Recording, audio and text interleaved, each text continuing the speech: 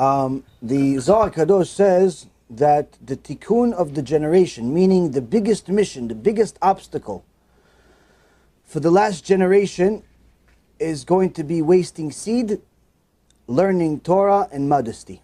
Those are the few things that are going to be the biggest obstacle for the last generation. As you can see, this is a reality. Zohar was written already a few thousand years ago, at a time where modesty was a norm, virginity was a norm. If a woman was not a virgin, she was pretty much considered a prostitute. Learning Torah was a norm. If you didn't know Torah, then you simply were considered an am haaretz. You were considered an ignorant, like what we consider homeless people. In today's world, it's hard to find people that know Torah, even if sometimes they're a rabbi. Quite frankly, I have a really, really big difficulty finding rabbis here in Florida that actually know Torah. There's a few, Baruch Hashem, but in comparison to the amount of rabbis versus people that actually know Torah, very few. Not that I'm some big genius, but after you learn just simple Chumash, you know a little bit. You ask them questions, they don't know anything. It's very strange to me. So, Torah has almost become like a rarity. Wasting seed, immodesty is as common as can be. Hashem Yachem, you simply can't even look anywhere. You have to look at the steering wheel and hope nothing is in front of you. Just to drive. So, this is the tikkun of the generation. This is the big obstacle of the generation. The way to overcome it begins with learning about it as much as possible.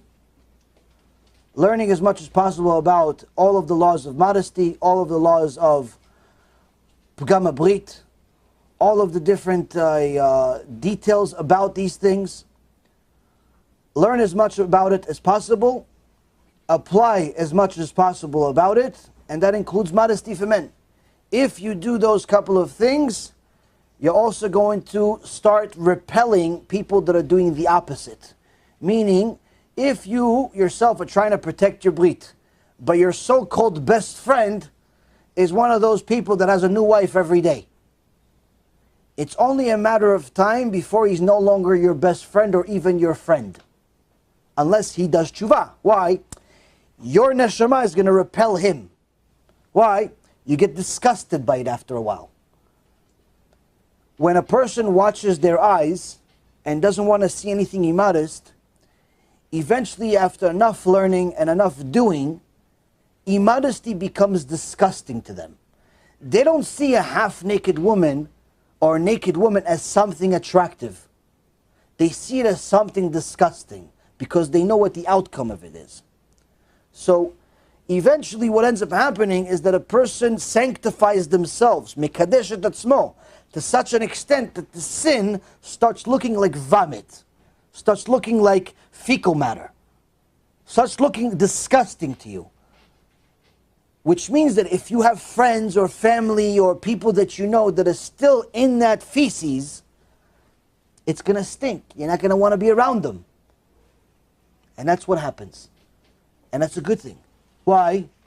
Because that actually shows a testimony that you can sanctify yourself. You can get yourself to a much higher level. And that will be one of the best things that you could do for yourself and for society at large. The more people sanctify themselves through Kedusha, through modesty, the better the world becomes in general. But if a person says, no, everybody else is walking around half naked, why should I? I'm going to look weird if I don't cover myself. Then the reality is that a person will not only lose the potential award that they would get, but they'd have to get punished just like everybody else that's doing it. It's not like just because everybody else is sinning, you're allowed to sin. Like for example, somebody told me, listen, what you say about wigs being, coming from India and it's avodah zarah, you shouldn't say that. I said, why? He goes, yeah, because all the religious women, for the most part, many of them, vast majority of them are wearing wigs. So you're saying what, they're all wearing avodah zarah? I said, well, if they're getting the wigs from India, then yes. He goes, yeah, well, you're calling everybody a sinner. I said, well, just because everybody sins doesn't necessarily mean that it's not a sin anymore. You could say the same thing about Shabbat. 90% of Am Yisrael right now does not keep Shabbat. So does that mean that you're allowed to violate Shabbat? No, just because so many people sin? No. It doesn't change. The truth doesn't change just because people violate it or don't agree with it. So that's the thing. A person needs to know that they need to do tshuva, and that's the best way to influence the people around them.